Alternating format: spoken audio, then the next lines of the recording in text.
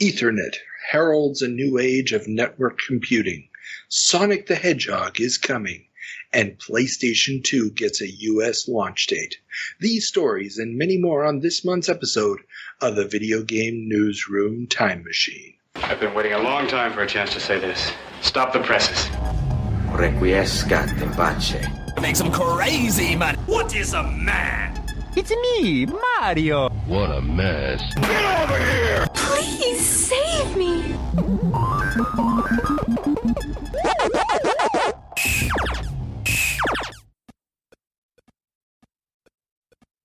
Welcome back to the Video Game Newsroom Time Machine.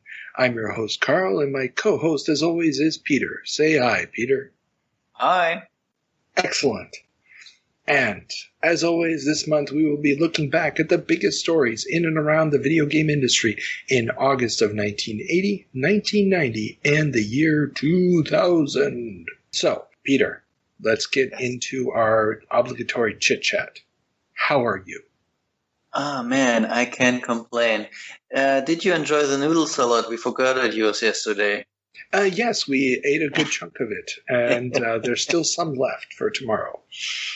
Wonderful, wonderful. I really like the fact that your wife packed a box for us and we just let it stand there on your kitchen table. Yeah. Well, actually, I think I may be partially responsible for that. I think I packed it into the fridge at some point because I was afraid it was going to go bad. You wanted to secure it for yourself. Got it. Yeah. Definitely. Yeah, well, today was leftover day anyway, so it's all good. Yes, we are recording this on a Monday after we had a barbecue on Sunday.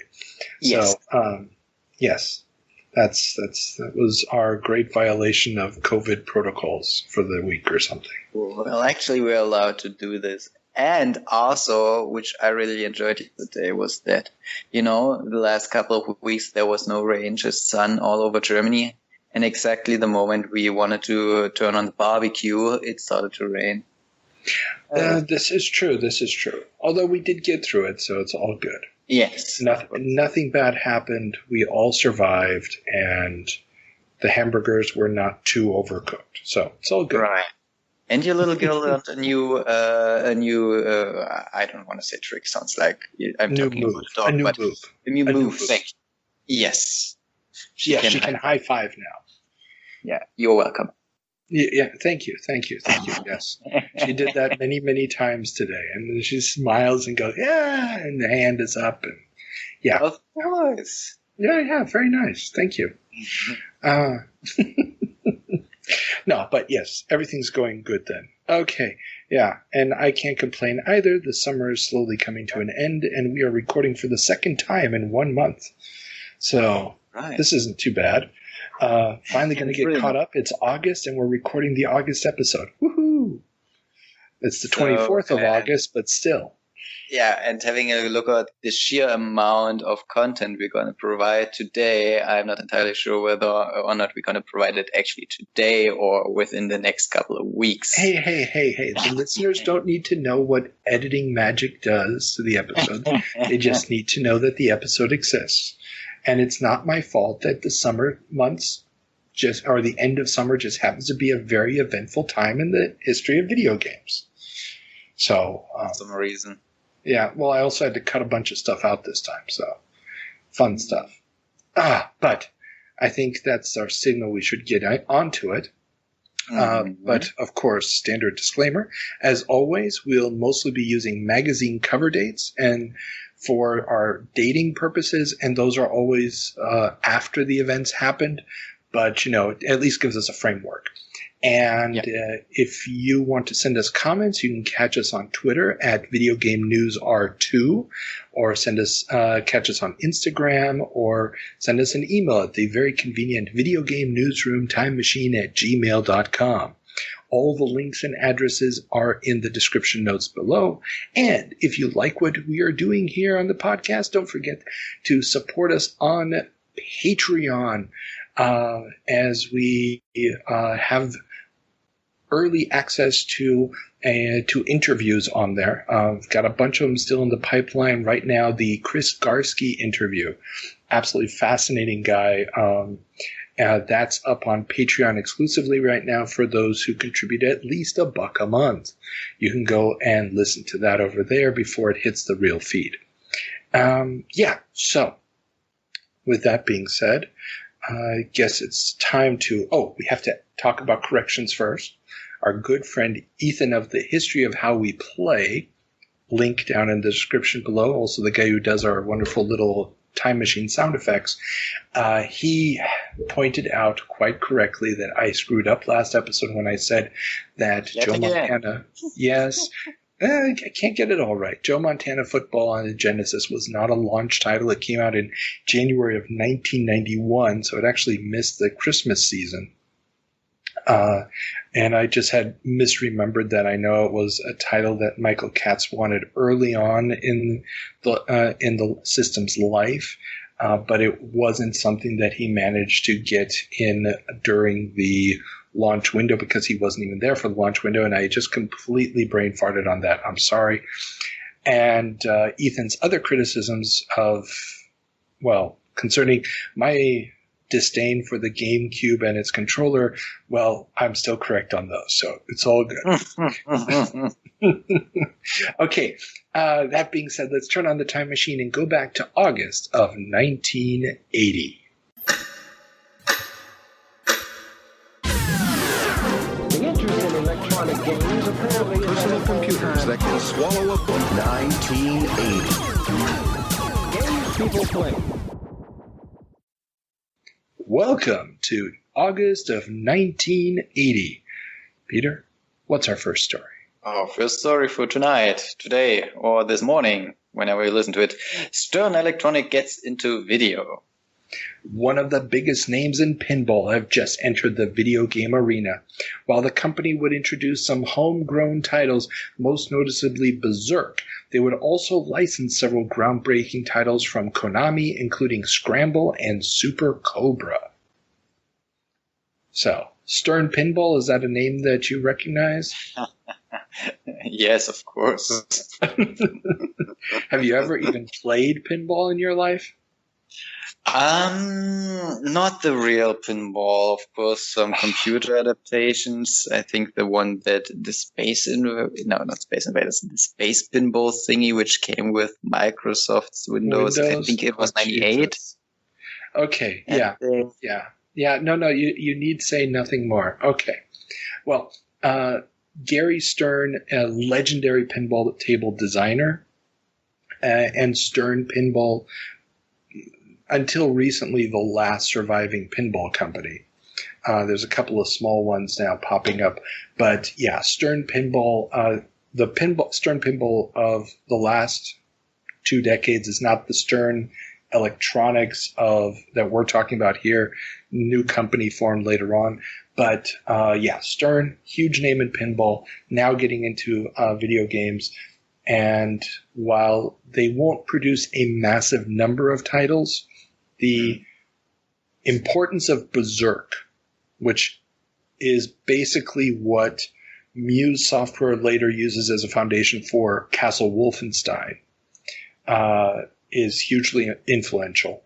And Scramble and Super Cobra are also 2 very, very influential titles, basically establishing the groundwork for the side-scrolling and shooter genre. Or the scrolling shooter genre, I should say. So, yeah, huge deal that Stern is getting into this, because it just shows the power of video over pinball at this point in the industry. You know what I have to think of right now? What?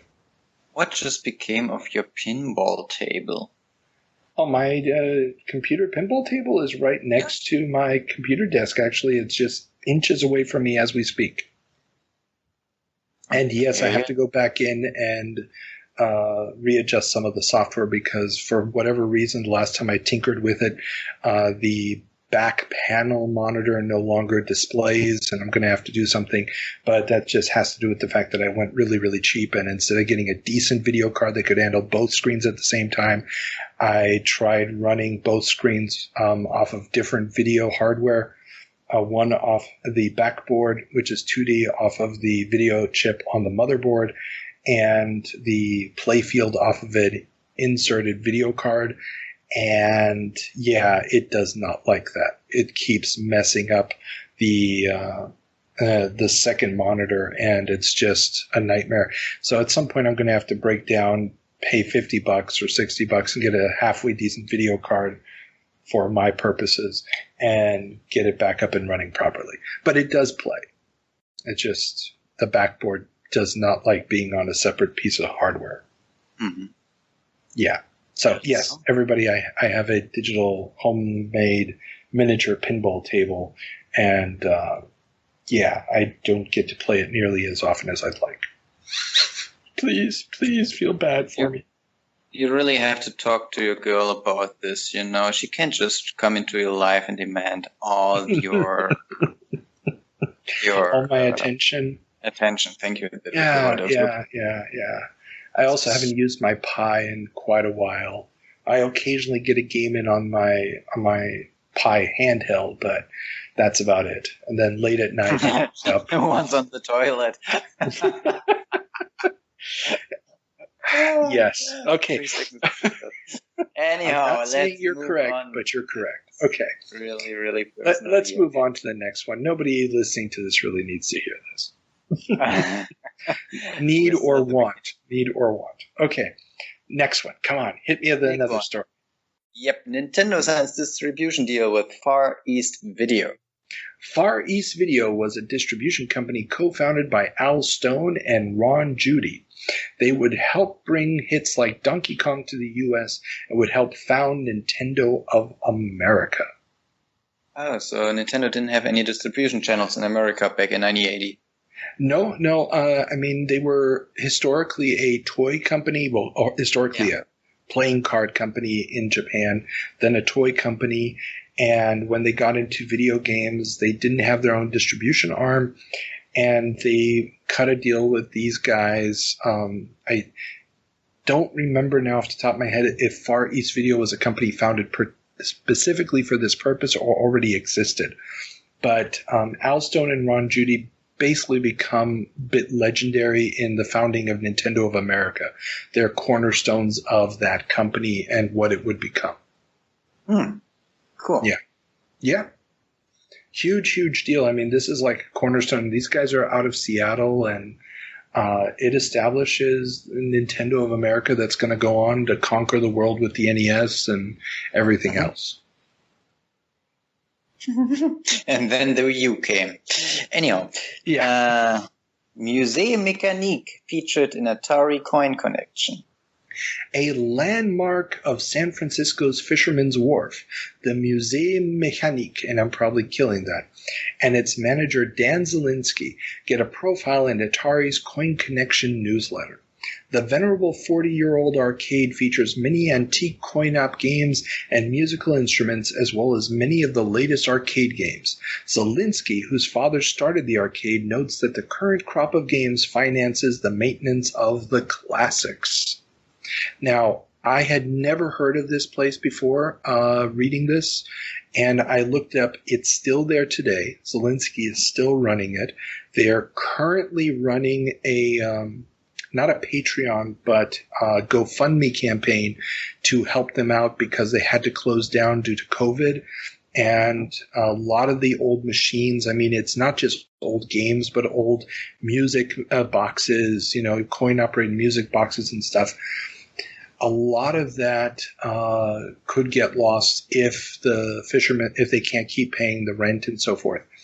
All I have to say is absolutely fantastic. The images on the website, I have now decided I must go to this place at some point in my life. Links are down in the description for both the Wikipedia entry on the museum as well as the museum itself. I highly recommend checking it out if you have never heard of this place. It just looks phenomenal. Mm-hmm. I also haven't heard of this place, and I'm just wondering, so we are in 1980 right now, right? Yes. And then you're talking that, yes, and there are, in 1980, antique coin-op games. What would you consider being an antique coin-op game back in 1980? So something from the 1910s, 1920s, 1930s. You can go all the way back. Coin-operated machines existed in the 1800s. I mean, it's nothing new. Now, it wasn't necessarily a game as you would know it today. Often it was just like forerunners to the jukebox. Back then, you also had you'd pop in a coin and you'd be able to watch a couple seconds or a few 10 seconds or whatever of a film reel. Those were the old Nickelodeons. Or you'd have jukeboxes of varying sorts. You'd have one of the things that I saw on their website is basically a music box connected with these puppets. So it looked like a barbershop quartet, and the puppets would move around, pulled on strings, while they were singing, quote unquote, singing the songs.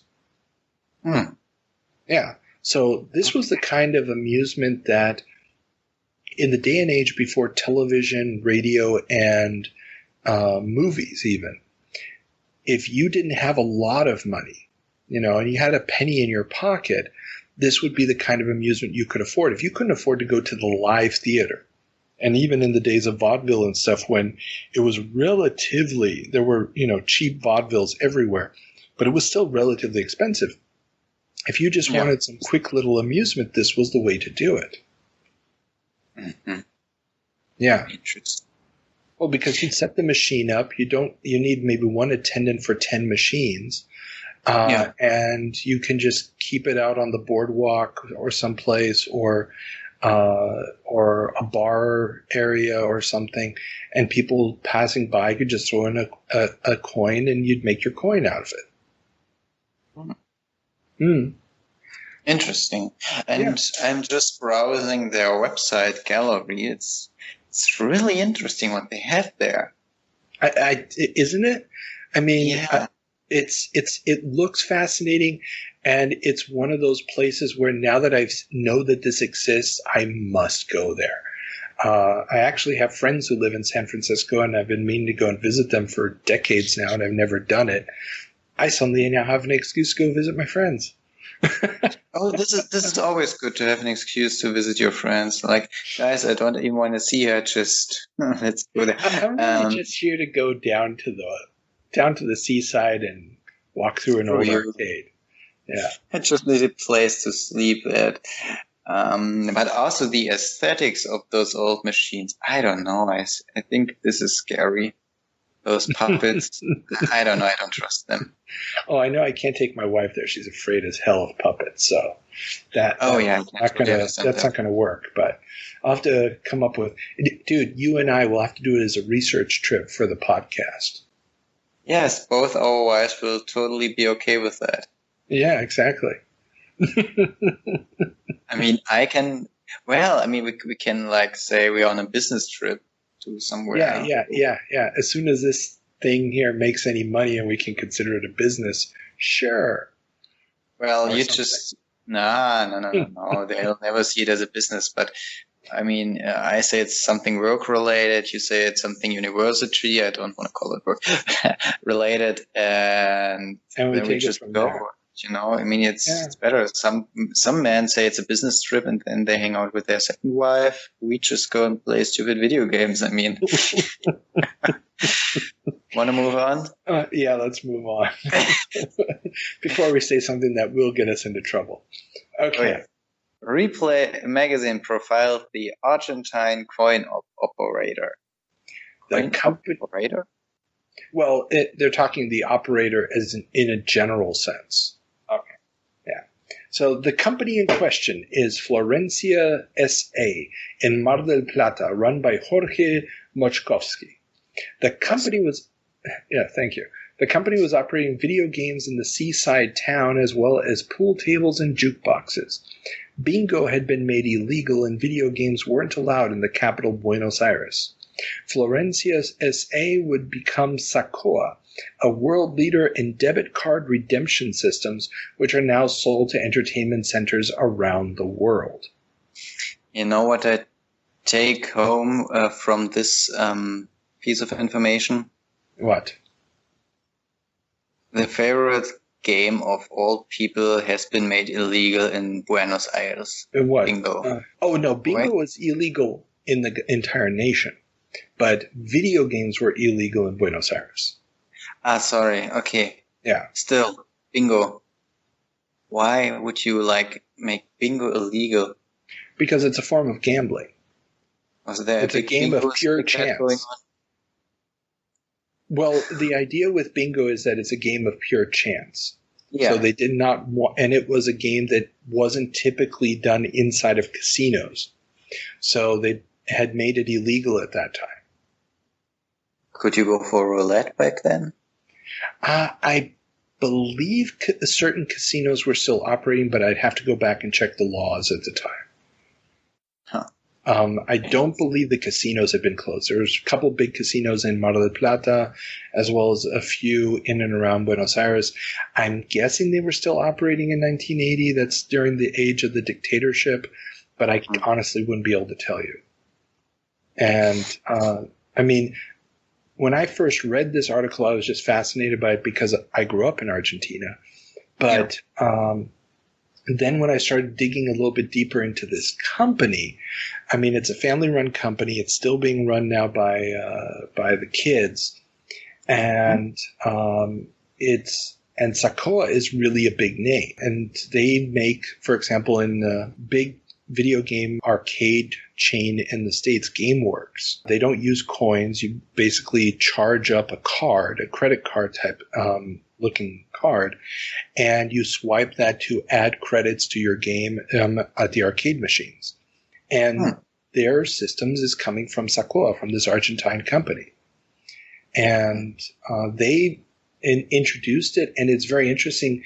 One of the things they talk about, which the replay editor is very keen on, is the fact that because of hyperinflation in Argentina, they can't use normal currency coins because they get devalued too quickly. Instead, all the machines are running off of chips. Yeah. And the chips will usually have grooves on them. And I hadn't actually thought of this in 30 years because it's been 30 years since I played it in an arcade in Buenos Aires. But all of the coins from the arcades had grooves in them. So they looked like a regular coin, but on one side there'd be lines cut into the coin. These grooves meant that you could not fit it through the coin slot unless you had the right set of grooves.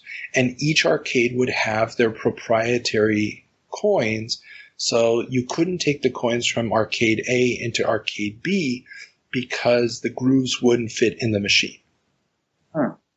And this is how they controlled for inflation. Yeah, exactly. So if you bought the coins today, you could bring the coins back tomorrow, but tomorrow the same coins, if you're going to buy new coins, they might cost a different price. Yeah. So you're just going to buy a buttload of coins on day one and hope they'll last up to... Well, that's the thing. Back then with the hyperinflation, it usually was, at least in dollar terms and stuff, fairly equal. It wasn't that it was going up in comparison with what you were earning. It was just going up because the money was worth less. But you usually got your pay adjusted, otherwise hell would break loose. But that's neither here nor there. But the entire idea of these slotted groove tokens is something that the editor at Replay seems very keen on as an idea to try to promulgate in the States. And because in 1980, everybody's worried, okay, we've got high inflation. There was very high inflation at the time.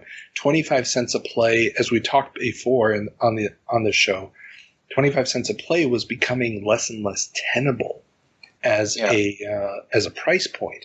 Moving to 50 cent play is expensive, and putting coin slots that can read multiple different types of coins or requiring a combination of coins is probably not going to work. So finding some other solution, some token-based solution for this so that you could adjust the value of the tokens suddenly becomes very, very important for the operator. Yeah. And, of course, Sakoa ends up solving the problem with the debit card. Sure. Much, much later, but they end up solving it with that. So I thought that was really cool. I mean, using the credit or debit card is the only viable way. You save so much. So much time, so much hassle. And if you read their website, and I've also checked out some articles and later replays that we won't get to for quite a while, but they are reporting that as soon as those systems come in, the amount people are spending on the games increases dramatically because you're not paying attention to the coins anymore. You don't have to hunt for the coins. You just got the card, you swipe it again. Ooh, you just died, but you think you could beat the boss this time, swipe it again. Big deal. And so it makes a huge, huge difference. All right. Yeah. Okay, talking about huge differences, let's switch from coin-ops to the TV. Handheld games take to TV. The increasingly competitive electronic games business is invading the airwaves with a barrage of TV commercials and print ads. Coleco, Tiger, Bambino, Atari, and Mego all have new ads coming. Some industry estimates are for over $50 million to be spent on advertising by the major manufacturers. Mattel will boost spending by 20% to $12 million. And this is $1980, so multiply that by 4. So, yeah, there's going to be a lot of advertising going on. And I've added links to some of the ads that are part of this barrage in the show notes below. I do recommend checking them out. There's some very funny stuff in there. Oh, yeah, ads from the time usually are pretty funny. Oh, of course. I mean, the ones we watched. Well, especially when they're trying to appeal to both teenagers and little kids and maybe dads all at the same time, and they don't really know how to do it yet. It's very good. Just leave out the women. All right, leaving out the women. Fantasy and strategy games are booming. Sorry.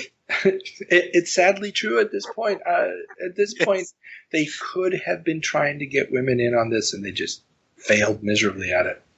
So, the hobby market is abuzz with the continuing growth of Dungeons and Dragons. The market, some thought might be a fad, is now entering its third year on the market, and a major market, of course it's a little bit older than that, and shows no signs of stopping, with both adult and young players engaging with the product and even bringing in women to the traditionally male-dominated area.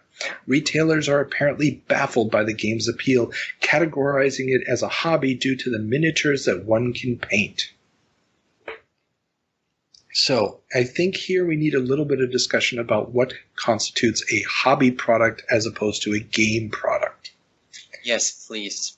Okay, so hobbies at this point were things like model airplanes and anything where an adult might end up in a toy store and not want to be seen as buying a toy. So you had a lot of these hobby shops. They were, model airplanes, model boats. I'm trying to think of something that weren't models, but a large part of it was models. RC cars, things like that. And Dungeons and Dragons gets pigeonholed into the hobby section. They're not selling it as a board game because there's no board. It's just books. And so the traditional board game departments and stores don't have displays for it. Board games, you pile one on top of the other. You can't do that with the books. And because they have these relatively expensive little tin miniatures that you're supposed to also paint, it just ends up in the hobby department. And it's been in that category. And reading through a lot of these old toy trade magazines, it's amazing. They just don't know what to do with it. The statements from these retailers, they just don't understand the appeal of the game. It's like, wait, there's no winner. One person has to invent a story. It's not given to you in the package. There's this massive rule book that you have to memorize. They just don't get it. And the fact that the game is growing by leaps and bounds right now and is making them a lot of money but they don't understand why, is weird. And so this is a profile from Toys, Hobbies, and Crafts magazine. It really just interesting to read this historical view of this product. They just needed a man on the inside, man. Something like that. But D&D is about to make it to the mainstream. So yeah, exactly. But they were always in the hobby department of like larger stores. It didn't have to be large stores. A lot of these hobby shops were very small. I mean, sometimes the hobby shops were standalone. Sometimes they were a subsection of a toy store. But there weren't any. Stores specialized in like Dungeons and Dragons. You know, like the one here in I think it's Große Ulrichstraße in Halle. Oh well, that's a Games Workshop store. Warhammer Games Workshop. Yeah, exactly. Games Workshop is its own company. Now, yeah. We have talked about them a little bit before because they start out as an importer of RPG product from the States and England. Yeah. And then they evolve into a publisher. And nowadays they have their own specialized stores just because there's very few retailers that could actually stock their product in such a way that would actually be meaningful. So you wouldn't be able to set up enough space to play the game. The product is extremely expensive, so it would be very difficult to keep inventories of the product, and having knowledgeable sales personnel that can actually explain the product to new customers is something you just couldn't do at a normal retail store normally. So that's why. A lot of this is little hobby shops. There will be more dedicated role-playing shops, but there's still a little bit out there. There's probably one or two at this point, but right now it's still sort of piggybacking on the existing toy and hobby model building retail infrastructure. Huh, okay. But as you said, it's getting bigger and bigger, and I think the New York Times article surely helped it getting more known in the country. Yes. D&D implicated in, you want to finish the headline? In student's death. The New York Times reports of the apparent suicide of James Dallas Egbert III. The 17-year-old had made national headlines after he disappeared for a month after leaving a suicide note in his room at Michigan State University, and some pins placed in a geometrical shape on a board. Investigators speculated that it was somehow related to Dungeons & Dragons, a game he played. Dallas's death and disappearance would be the inspirations for the book and later TV movie Mazes and Monsters, which would fuel the 1980s anti-D&D craze. So, have you ever heard of James Dallas Egbert III? No, I surely would remember that name. Okay, that's true. Basically, and this is very telling, the New York Times headline says nothing about D&D. It talks about how he's a computer whiz. And there's a couple of different things going on here. One of the books that comes out about him is called The Dungeon Master. It's written by the private investigator hired by Egbert's family to track him down during that one month when he had disappeared. And he wrote it after Egbert died. He had promised Egbert he wouldn't talk about it before that. His disappearance had already made headlines. Then he was found. Turned out that he had thought of committing suicide, had run away, and didn't do it. Then was hiding out in the steam tunnels underneath Michigan State University. And this became it became a myth amongst players, the idea of players getting lost in steam tunnels under universities. The Knights of the Dinner Table magazine has built this into their mythology with one of the groups in town doing that. A few others have also done that. So that idea is stuck around, became memeified, if you will. And then he went home, left school, and he was working at his parents' business, and that's when he took his own life. There's a lot of speculation about depression and other issues.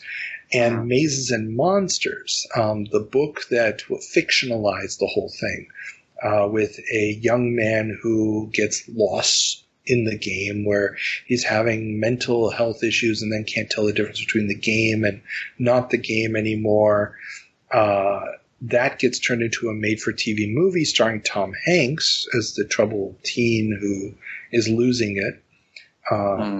And that really starts fueling this entire idea that D&D is really teaching kids about Satanism and stuff. And it's gonna get crazy in and around D&D in the coming years. It's gonna sensationalize a lot of stuff. It's not gonna prevent the game from selling. It's not gonna prevent the cartoon from hitting the airwaves. But it is one of these things that it's a tragic event. It's a sad event.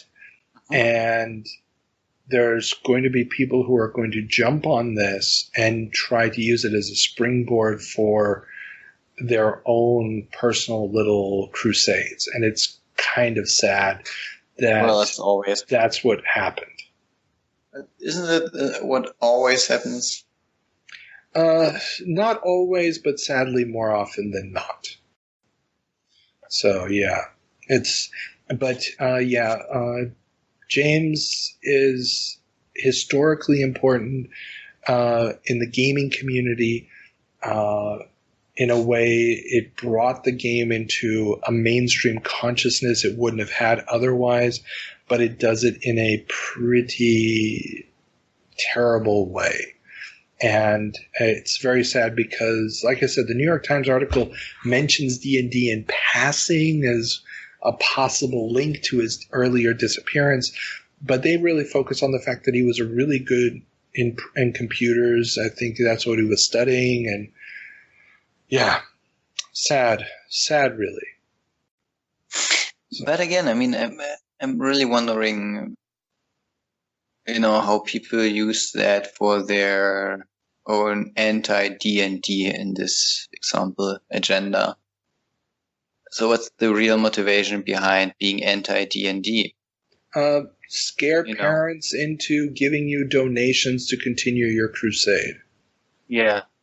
That's what it comes down to. I mean, there's a famous Chick Track, Jack Chick, I think is his name, guy who did these little Christian comic books, miniature comic books that preachers and stuff would be leaving around college and high school campuses. At the University of Florida, used to find them in the bathrooms all the time and stuff. They're hoping that you'll read it and then get saved. And there's a very famous one about D&D where this kid's character dies in the game and then they commit suicide, and it's all springing from this tragic incident. Yeah. Go figure. Yeah. But on to happier news.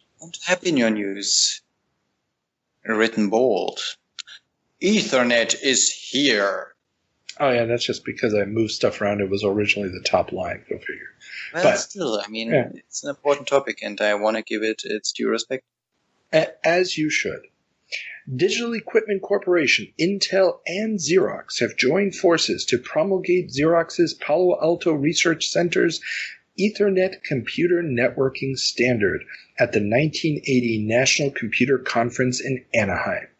Ethernet would become the backbone of networks from homelands to, in many ways, the Internet itself. So, Ethernet. The little plug on the back of your computer that you haven't touched in a while because of your Wi-Fi. Actually, I've touched it because my Wi-Fi just broke down and I somehow had to connect to my router. Not those Mutter, things that's that in German horrible things German. are. Yes, Yeah. this is like receiver.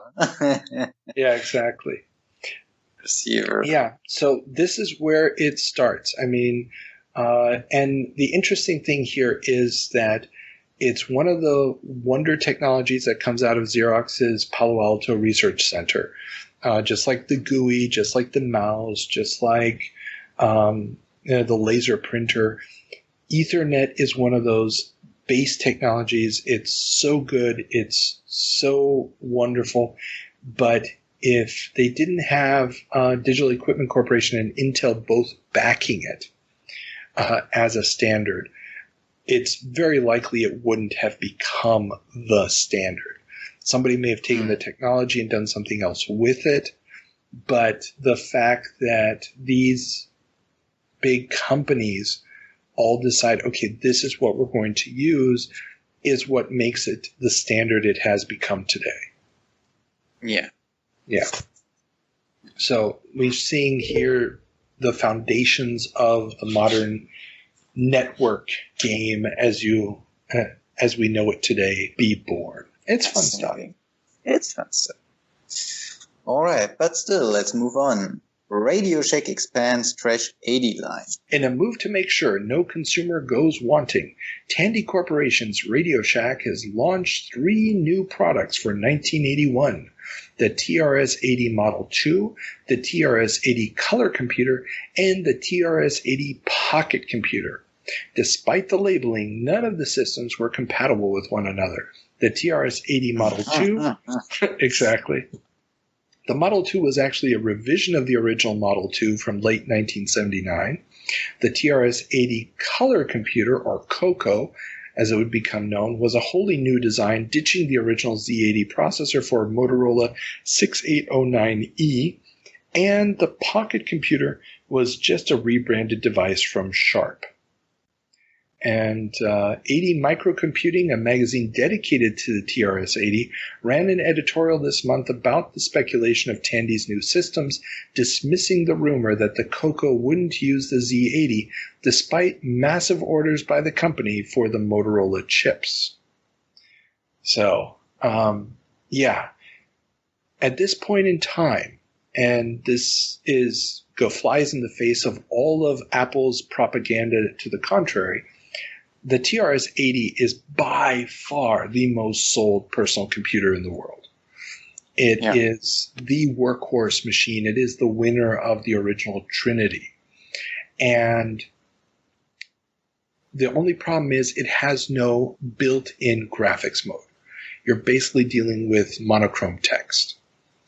And so at some point they're going to have to do something to stay competitive. They know there's new machines coming down the pipeline, and the idea of keeping the TRS-80 branding but creating incompatible machines with it is going to really, really hurt them in the long run. It's going to start to damage consumer confidence and consumer understanding of what the machines are. And it's not going to be good, especially since the Z80 and the 6809E are totally incompatible chips at a time when machine code programming to the metal, to the specific chip architecture, is the only real way to get any kind of decent performance out of these things. And if you move to a different chipset, you've got to learn a completely different set of codes. So, yeah, this... not their best decision. Not at all.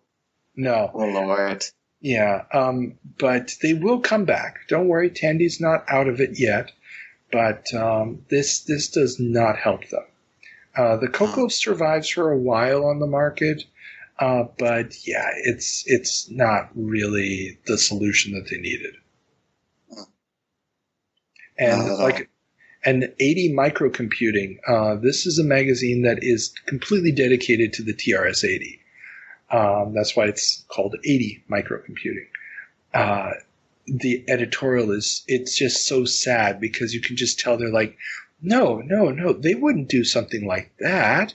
Half of our magazine is program listings for that work with this computer. If they changed the chip, and we'd have to split the magazine in half, and no, they wouldn't do that. They wouldn't make a mistake that big. Yeah. Even though Tandy is ordering massive quantities of these new chips, and there's no other reason to order these chips if you're not going to be putting them in a new computer. So, That's go figure. Oh, Lord. Yeah. Yeah, I have nothing to say, to add to that. It's just, I really don't understand why they are, back in this time, they are always reinventing themselves totally. So, whatever you've learned up to this point, forget about it.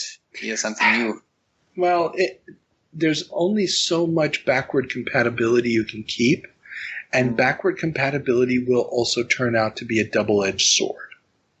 Because if you can program, if you're a developer and you say, well, there's 150,000 users of the old system and there's 20,000 users of the new system, do I develop for the new system or do I develop for the old system, and the people who have the new system can still use it because it's backward compatible?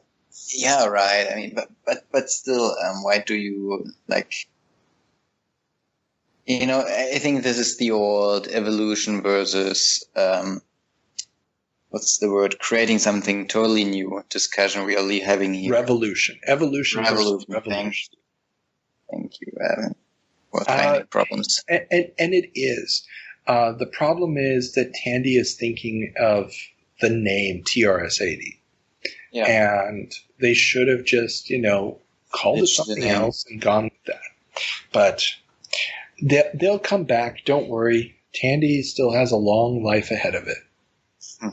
Just not an endless life. But, okay, that's another issue entirely. Let's move on to other revolutionary technologies. The 4th Hypertext Conference takes place in Pennsylvania. HyperCon 4, not advertised to the public, was held to, quote, keep the developers' spirits up and propagate the faith, end quote. The Xanadu hypertext system, initially started in 1960 by legendary computer scientist Ted Nelson, continues to develop. Will it ever see fruition? Okay, here, quick question for you. Do you know what hypertext is? If I have to define it right now, no. Obviously, I'm familiar with the hypertext transfer protocol, so it rings some bells here and there, but I wouldn't be able to write an article about it. Okay. Well, hypertext is basically the set of codes that would allow you to connect multiple hypertext text documents with one another in a non-linear format. It's basically what makes websites possible through links, linking them to one another. It's also what made games like Myst possible. So you're basically going from scene to scene, and they're interconnected. So there's links built in behind the scenes. So if you click left, you go to another image, and they're all interconnected as like websites. And the Xanadu hypertext system was supposed to be this super high-end, solve all the problems of humanity project, a pie-in-the-sky thing.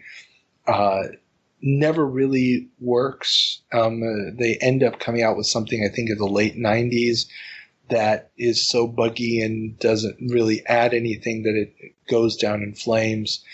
And Ted Nelson, who is a visionary, I mean, he's in his 80s now, and he's still doing work. But he, at the time, was also a writer for Creative Computing magazine. He's the one who wrote the column that I'm used as a basis for this. He basically keeps poo-pooing HTML, and the entire internet infrastructure is just, this shoddy, thrown together thingamajig. But that's kind of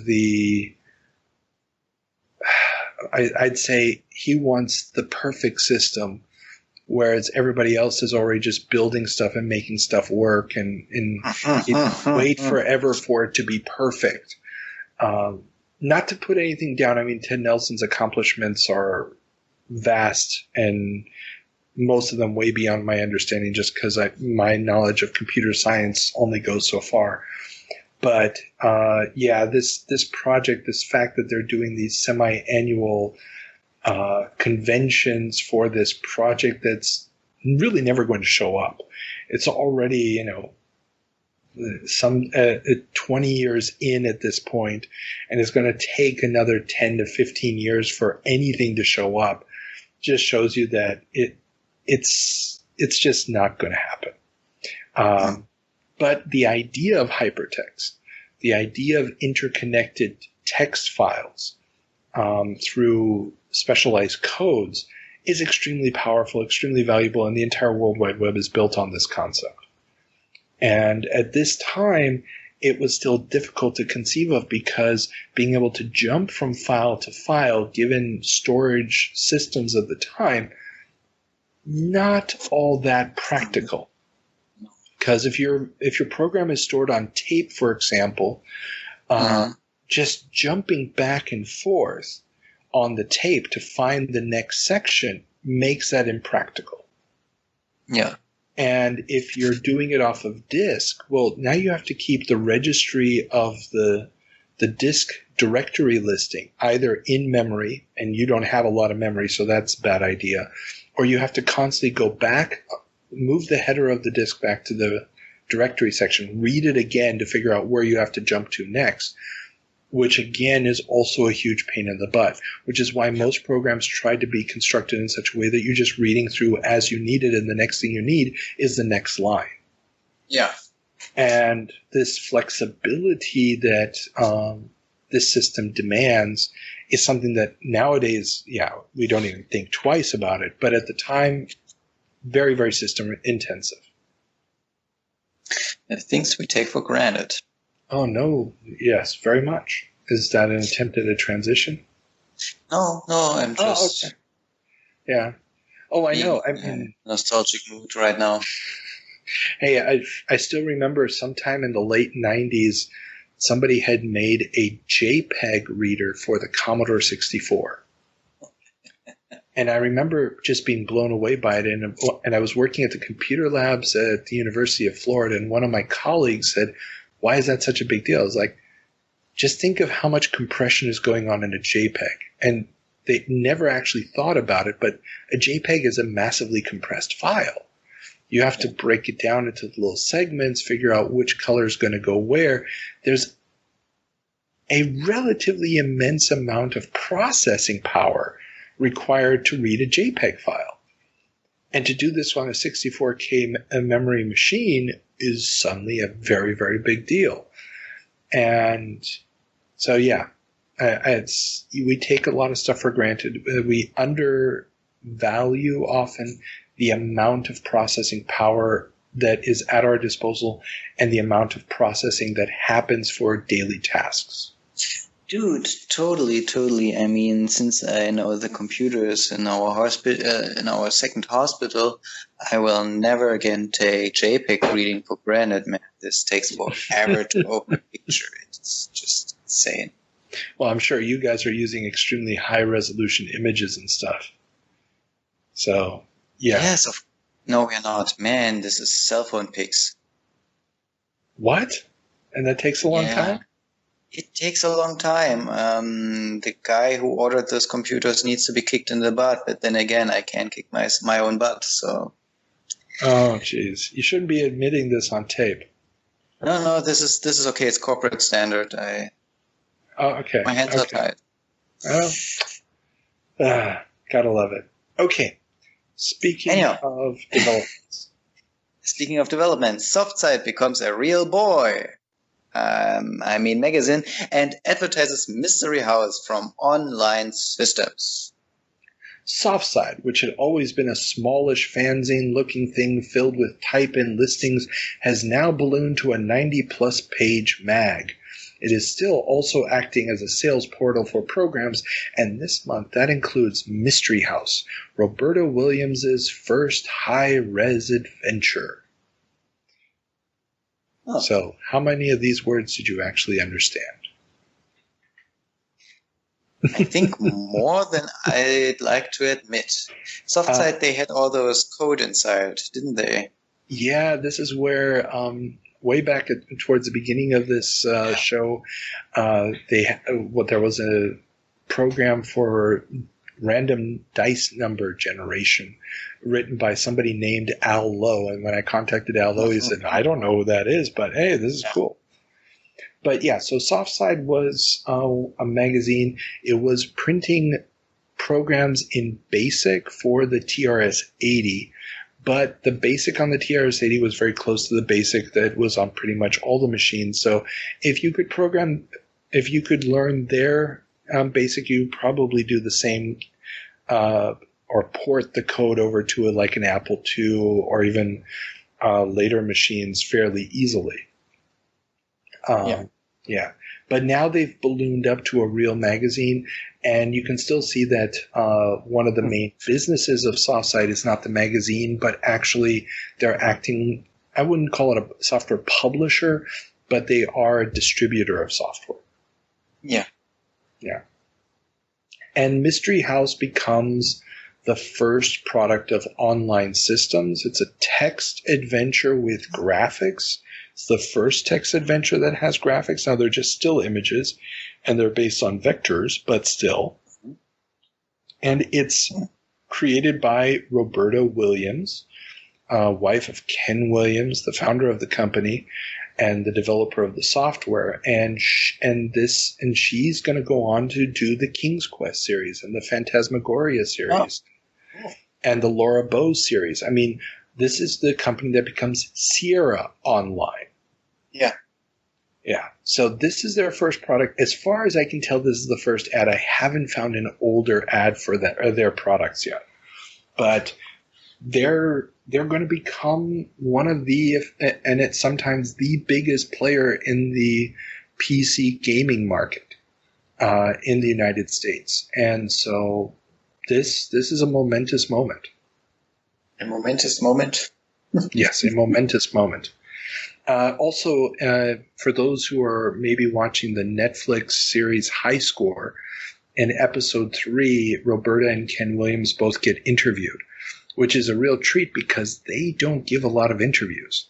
I've actually corresponded with Ken once about a specific issue.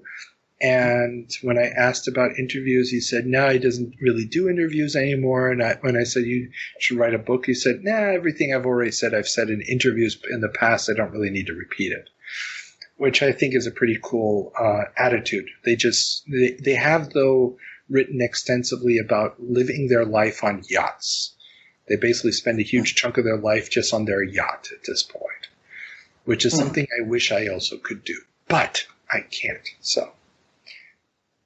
Fun stuff. This is the problem if you're employed by the state, man. There's just no money and no security. No security? Oh, nice transition. Thank you. Cryptologist funding cut. The National Science Foundation in the USA has denied funding to cryptography projects due to national security concerns. The National Security Agency has stepped in and requested that any encryption technology developed be kept classified. Dr. Leonard Edelman, I think that's correctly pronounced, of MIT, whose project was impacted, does not want his encryption findings to be classified as he sees an increasing need for them to protect personal privacy. And here we see a little bit of the modern day 40 years ago. Yeah. So Edelman is also a legendary figure in this area. Link to his Wikipedia entry down below. And yeah, this becomes an issue where the cryptography funding, the science funding for cryptography, is being cut. Now, I don't know for how long this was the case or how this mutated over time with private funding and so forth, but the fact that the U.S. government did not want cryptography key technology getting out to the public because they wanted to be able to keep it for themselves or wanted to be able to access people's files, has a few, Snowden-esque overtures in it. And we see how this debate has gotten even more important with the dawn of things like Ethernet technology. You know what this reminds me of? This reminds me of the behavior in the former GDR or in Soviet Russia and so on and so forth. And I'm wondering, isn't that bad because those were socialist countries? Well, Communist yes. countries? It's all about making sure that the people who want to keep things secret from the government because they're doing quote-unquote bad things aren't allowed to do that. Right, because they are all criminals. So if you've got nothing to hide, why do you want to hide anything, right? Exactly. This is what was said in the GDR as well. But no. This is totally different because those were communist countries. Something along those lines could be argued here, yes. I mean, this is where we get arguments like, asking Apple to give backdoor technology to access files on an iPhone. Yeah. This is where we get the idea of needing backdoor technology to operating systems or email encryption codes and all this other stuff. Yeah. There's an argument to be made for this. I mean, if you wanted to stop, let me put it this way. If you had child pornographers using encryption, you would never be able to prosecute them unless you could crack the encryption. Yes. If you wanted to stop drug deals and the drug money being transferred, you need to be able to crack the encryption. Absolutely. So the question then becomes, at what point or what mechanism of supervision can you build into a system when you have a population that counts in the hundreds of millions? How do you build in a system of supervision to ensure that the access to those codes is not being misused? Well, I think you just establish a kind of social credit system, and everything you do, one goes right into that system, and, problem will solve itself. Yeah, you're right. And if you jaywalk a couple of times, then suddenly you don't get to ride the trains. Right, because if you jaywalk a couple of times, you're likely to have or produce children pornography, right? This is how it works, man. Of course. Sorry, it's just. See, this is the problem. I totally see and somehow even accept this security, thoughts of security that. But at the same time, where do you start? Where do you want to end? No. And this is the never-ending battle of any legal system. Yes. Is at what point do you decide something is a criminal act? This is the question that has been or the answer that has been eluding legal scholars since the time of Hammurabi is, what action should be legal and which action should not? What do we want to allow? What don't we? Because almost any action can be taken to an excessive point. And deciding jaywalking has a legitimate social dysfunction built into it. Yes. You want rules to be followed. So now the question is, well, how much do you punish that? And What is the purpose of the punishment? Is the purpose of the punishment to dissuade? Is the purpose of the punishment to cripple people's ability to act? So if you're dissuading it because there's a social stigma, like a photo of you showing up on a billboard, or if you're trying to show punishment by crippling people, saying you can no longer ride the trains because you did this bad thing, or you give them a fine that is so large that it prevents other actions, or maybe you just want to, give a slight slap on the wrist, that's not going to have any real repercussions other than inconvenience. Maybe that's the route you take. Or maybe you just say it's not a punishable crime. If you get hit by the car, though, it's not the car's fault. Maybe you go that route. These are all questions that the law has to ask, and it has to also ask those questions about the law enforcement. So the question here is, how much access to private information should a law enforcement officer be able to get in order to prevent a crime? Should they be able to do it in a prosecution of a jaywalker? You might say no. Should we be able to do it in the prosecution of child pornography? The law might say yes, because suddenly there's a different interest involved. And, well, what do you do now for all the shades of gray in the middle? And if you say, well, no, you're not allowed to do it, period, well, that's fine. But what if you now have a technology funded by the government, the development of which was funded by the government, freely available to everybody, which basically says, even if the law says, yes, the cop should have access in this kind of investigation, the cop doesn't have access because this technology exists. Yeah. You understand? This is where we get into the really deep legal arguments. Right. And it gets complicated really, really fast. And this is why this article just sort of struck a chord with me, because it's at an early stage of this technology. We don't have the internet yet.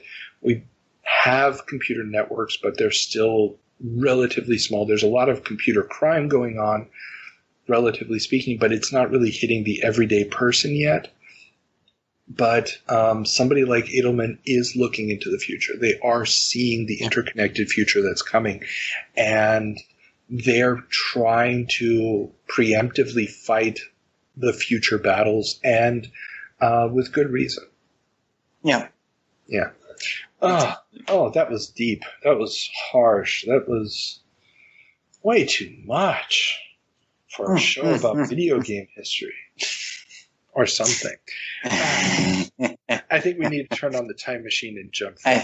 I think so. Let's leave the 80s. Was a brown age either way.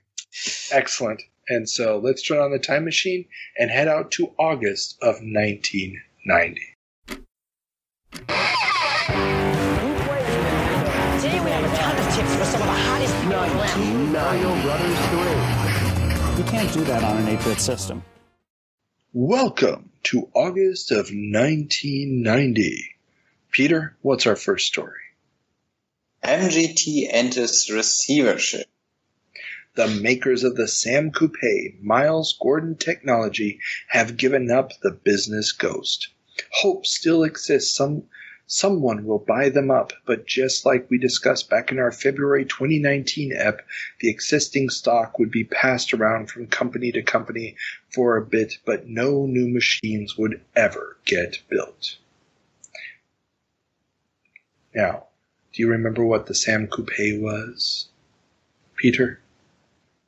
It's the Homeworld Twins section of the show. Let's just remember it a little quick. You're just Googling or clicking on links I'm adding to the show notes. Yes, totally. Yeah. Well, the Sam Coupe, I just remembered, not that I just saw it. Yeah, the Sam Coupe was an attempt to make a next-generation 8-bit Sinclair Spectrum compatible computer. Yeah. So the idea here was to somehow prolong the life of 8-bit tech in a increasingly 16-bit world. Make it backwards compatible with the Sinclair Spectrum, so keep that whole English computer spirit alive. And, well, it failed on all accounts. And Miles Gordon Technology, the company that released it, they missed the Christmas season and everything else, basically just couldn't stay in the game anymore. Crash Magazine, one of the last Spectrum mags, is desperately trying to put a positive spin on the situation, saying and this is the way they spelled it, weekly mags, and they spelled it W-E-E in parentheses A-K-L-I-E, jumped the gun too quickly, and that all the machines people ordered will still be shipped. And the Spectrum emulator is also apparently working a bit better now. They had an article with the programmer for the Spectrum emulation inside the machine saying that it was a difference between two different versions of the software built into the machine, and that they had originally given him a different spec for the operating system. And so now they've fixed that and made the emulator compatible with the operating system. So the compatibility for the Spectrum emulation should be much better. But wonderful. It's Crash Magazine especially was desperately trying to make this sound like, the Spectrum's still going to be there. There's going to be more 8-bit software coming. You don't have to stop buying us and move on to an Amiga or an Atari ST or a Genesis. 8-bit is still where it's at. And as much as I love my 8-bit, by this point, it was getting very long in the tooth. It was at the cemetery. All right. Well, the next headline actually needs to be rap, but since I'm not a good rapper, I'll just read it out. STCD to take on CD TV sends CDI. Jesus. Yeah, I had fun writing that one. Yes. So, the Atari Corporation has apparently been sitting on stock of a CD-ROM drive for the Atari ST known as the CDAR. This unit, for which no actual software was released, will, according to Sam Tramiel, finally be launched, even if no software exists. A handful of these units seem to have made it to market with no actual software ever materializing. So they really want to enjoy publishing and stuff, don't they? Well, not publishing. Publishing would be software. Releasing. Yeah, Atari at this point is just a headless hydra. I did some research online where there's apparently some demo software of some Boeing blueprints or something that worked on this, but you can definitely tell that it is a desperate attempt to not look weak in comparison with Commodore. Remember the Tramiel's, Jack Tramiel, Sam's father, was the original founder of Commodore, and he got kicked out in '84. And you could argue that many of the decisions made by Atari Corporation were basically just to try to one-up Commodore. And with Commodore CD-TV launching, this is really just an attempt to be like, oh, we've got a CD-ROM too.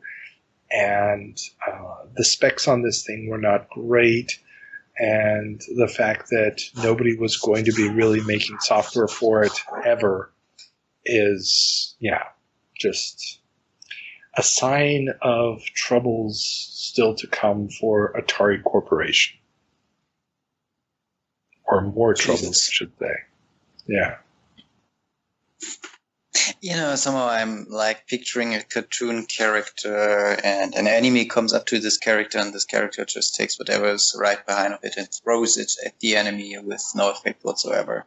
Like this and that and maybe this. Anyhow.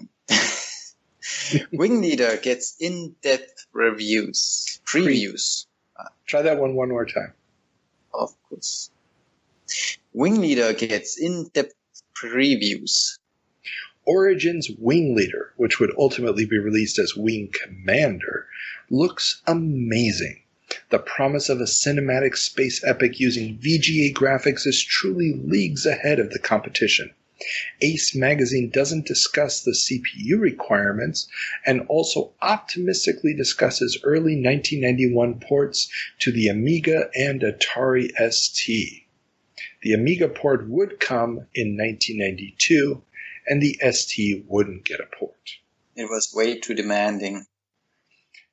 Way too demanding for those old machines. Yeah. And also took advantage of the VGA's ability to turn on and off any pixel on the screen without having to consider things like the layered effects on the Amiga or the memory restraints. It really was just, okay, this pixel, which of the 256 colors do you want? And so forth. And it made up for the lack of specialty chips from the Amiga, just with raw power and memory and so forth. And the fact that this thing really didn't run for Jack without a 386 just put it leagues ahead of everything else. You needed, when this game came out, you basically needed a $2,500 to $3,000 rig to run it at full spec. Jesus. I know. I have a buddy who spent that on the machine just to play Wing Commander. And it was a glorious experience. You couldn't even get something close to this in the arcades at the time. I mean, yeah, you had games like Afterburner where, it's sprites flying back and just straight at you and stuff. But the true sense of 3D, the true sense of being there, the cutscenes, the music, you had never played anything like this. This is truly the moment when the PC is going to eclipse all the other systems. Up until now, the other systems had basically made the PC look like, okay, it's that office machine that you play point-and-click adventure games on. Wing Commander is just going to knock those doors in, and this starts the idea of upgrading your machine to play the latest games, which wasn't an issue really up until this point. Okay. So, yeah, it's a milestone. It's the game changer. And the fact that the magazines are still thinking, oh, yeah, the Amiga will still get a port to this. And the version that the Amiga gets is reduced down to basically 16 colors, ungodly dithering everywhere. And on a standard Amiga, it's so slow and so cumbersome to play that you just kind of give up after a little bit.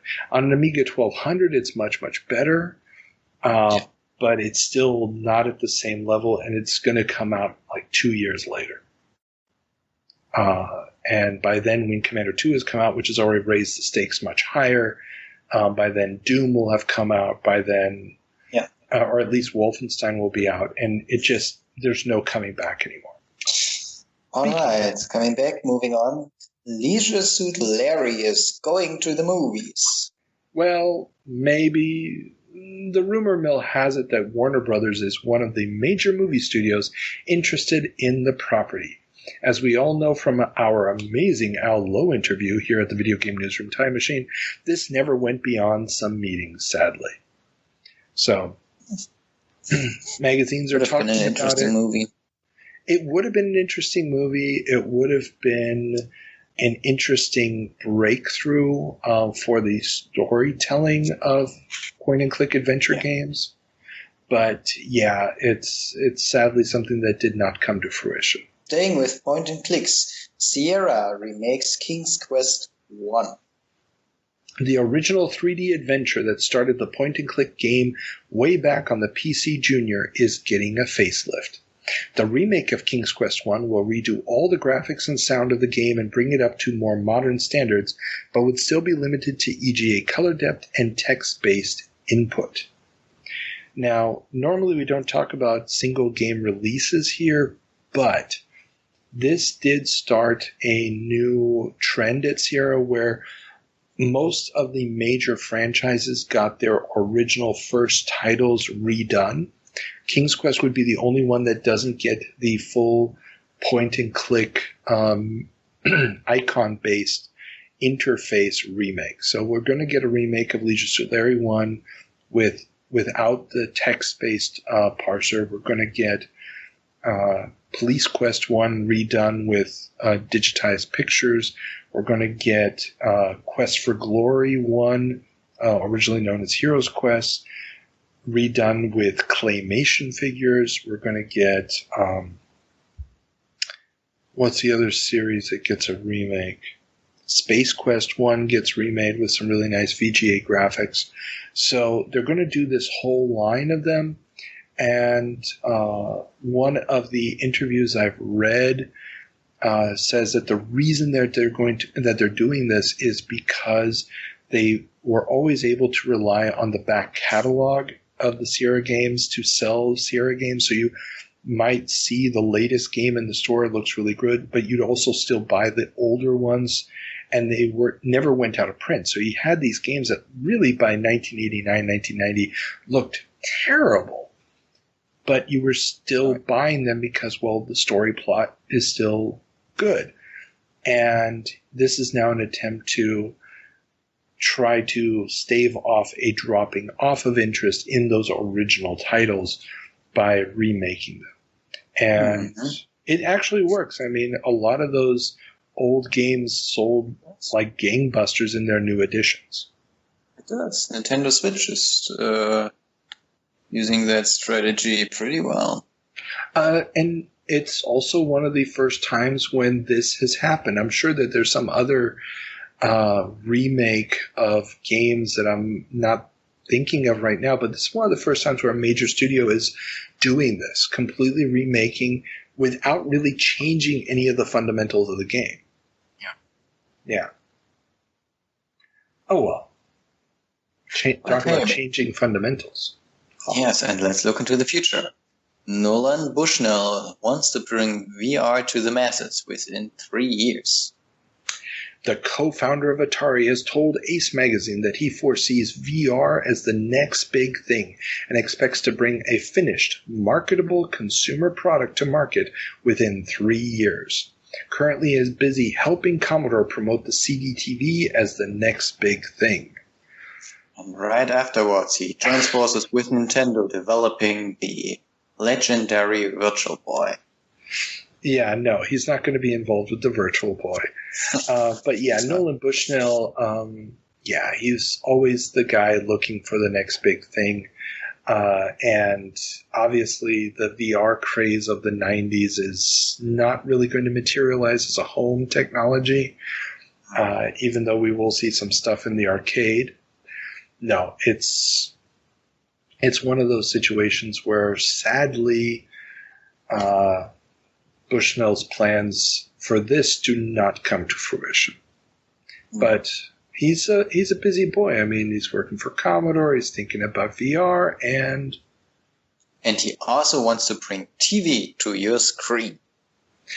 Apps Corp, spelled AAPPS, which Bushnell is the chairman of, has announced an add-on board for Mac computers that would allow TV signals to be played in a window while you work on your computer.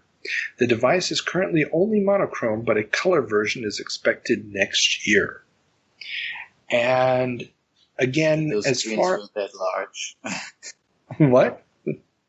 I mean, it's a good thing that those screens were really large, so practical. Well, I mean, this, as far as I can tell, is the first commercially available TV tuner card. Yeah. And these became ubiquitous in the 90s. I remember I had them on my computer, and it was always a cool thing to be sitting in your office or your room or whatever and have TV running in a little window on the side. It became a huge deal, especially for day traders who would be watching CNBC, the financial news in the States, in a little window while they're trading their stocks and stuff. As well as making the digitization of video signals. more and more possible. So if you wanted to digitize a video signal before this, it was a huge, huge pain in the butt. And you needed really big, expensive machinery to do it. But with these TV tuner cards, you could do it for literally pennies in comparison with the big machines, and you could get fairly decent results just storing the video onto your computer.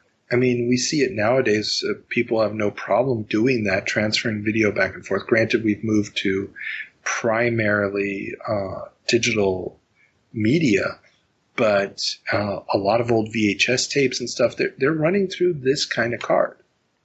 So, okay. Yeah. Interesting. I had one of those actually when I started to study, because when I started to study, I was moving between towns, and I bought one of those little thingies with a in-room antenna just to be able to watch a little bit of TV, and the quality was, well, forget about it. But it's a pretty cool thing. Yeah. Oh, yeah. And well, I remember the first one I bought. I didn't actually, well, I bought it, but it was, I got it paid for by a guy who had hired me to build a website for him. This would have been around 98. And he was a musician, and he was trying to promote a CD, and he had made a video for the main song, and he needed to get the video up on his website. YouTube didn't exist, obviously. And so he gave me a VHS copy of the tape, and I had the TV tuner, and I hooked up a VCR to it, and I digitized it for him. I said, well, I can digitize it if I had a TV tuner card. He said, what does that cost? I was like, oh, $50. He's like, gave me the $50. I went and bought the TV tuner card, and that was my first TV tuner card. So, and I used that thing for years. Oh, for a long, long time. Okay. How successful did this guy become? Not super successful. I mean, it was just a guy who had been moseying around the music industry for decades, and he thought he had found a niche by recording songs that were built around university mascots. So they were these really corny little pop tunes, catchy but corny. And the first one he did was for the University of Florida's mascot are the Gators. And it was called Gator Rock. Not Gatorade? No, well, Gatorade comes from that. Yeah. Gatorade was created at the University of Florida. That's why it's called Gatorade. Oh. Yeah. So how long did you work with this guy? Oh, only for a couple of weeks. I mean, I built the website, I uploaded stuff for him, and that was it. And you got out. Good. Yeah, I mean, it was basically, he came into the computer lab looking for something one day, and we started talking, and yeah, and that was it. You look like a geek. Can you make a website for me? Yeah, sure. So what can I pay you? Like $100, $200? Oh, just give me a $50 TV card and we're fine. Yeah, and your fake love. No, I also got paid for making the website. Which is probably available someplace on archive.org, but I'd be very loath to say I know where it is. And I also still have a copy of the CD someplace. Okay. Yeah, but that's all I got on that. Yeah. Want to move on? Yeah, let's move on. Let's move on. Terrible, terrible stuff. Super Famicom gets a release date. November 21st, 1990. We'll see the launch of the Super Famicom in Japan. The 16-bit successor to the Famicom/NES will not be backward compatible as previously reported. But will it be able to perform 3D graphics? Well, no, not out of the box. Not every processor can do 3D graphics. Yes. At a certain speed. No, it's going to be able to do things like the Mode 7, with the ability to morph textures and change perspectives on textures, which is going to make games like F-Zero and Super Mario Kart possible. Okay. But then, why did the British developer Argonaut, why did he develop for Nintendo? Well, Argonaut's a company, not a person. But, exactly. Well, you said he. They. Yeah. They. Well, the British developer Argonaut, famous for the Star Glider series, is rumored to be developing 3D engines for Nintendo's platforms. This is part of a growing trend to 3D gaming, which is already booming on PC, with consoles creeping up from behind. And I guess this is a bit of an analog to the Wing Commander story. 3D is coming. Everybody knows it is. And Argonaut is going to end up developing the FX chip for the Super Nintendo, which is what is going to power games like Star Fox. That comes from Argonaut.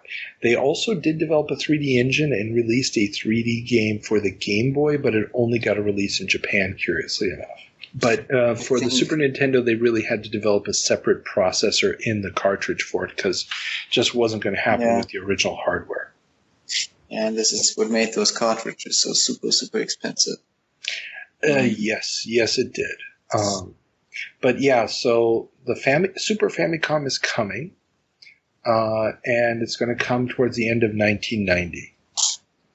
Yeah. So 2 whole years after the Japanese launch of the Mega Drive / Genesis from Sega. Okay. But still, I mean, I like my Super Famicom. Well, nobody's saying it's a bad system, but I mean, it's coming 2 years after the competition. Yes. And the backwards compatibility has been lost. That was the original thing that they were advertising, and I have not been able to find a good answer as to what that decision-making process was.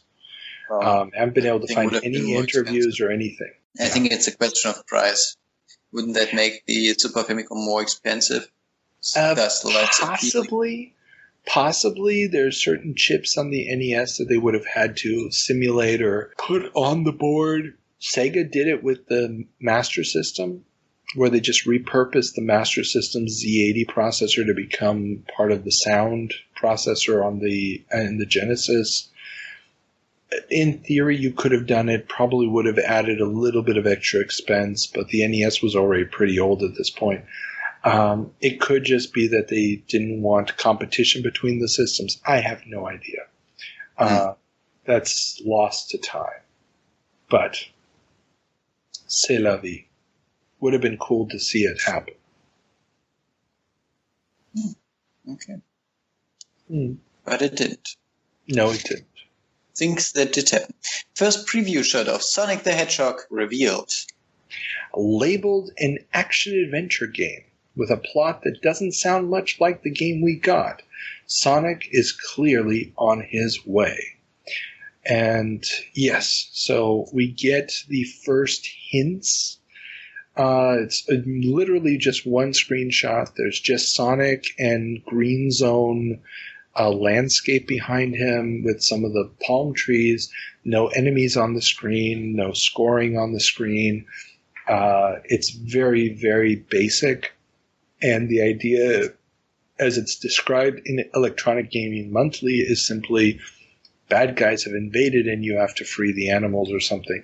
So the entire plot with Eggman and the animals being stuck in robot suits and so forth, at least here doesn't get mentioned. Now it could be that they just left that out of the preview text, but it's quite clear that there's this game coming, and yeah, we will see. And the timing of it, that they are at the same time that Nintendo is announcing the release date for the Super Famicom.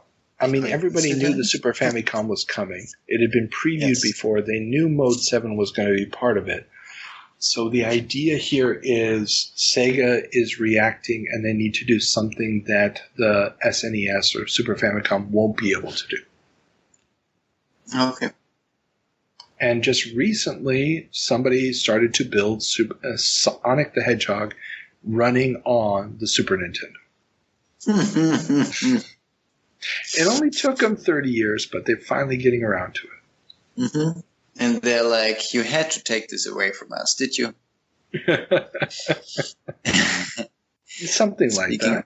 Yes. Speaking about losing things, Mike Tyson dropped from Punch-Out! After Mike Tyson lost his title, Nintendo has reissued their NES arcade port without Iron Mike's endorsement. Mr. Dream is the new final boss, but nothing else about the game has changed. See, once you've lost at least once, people just drop you like a hot potato. Well, it's not that they lost it. They didn't drop him. The licensing deal ended, and they just decided not to re-up it. Yeah, and this is what a lot of people forget, is that Punch-Out was originally an arcade game.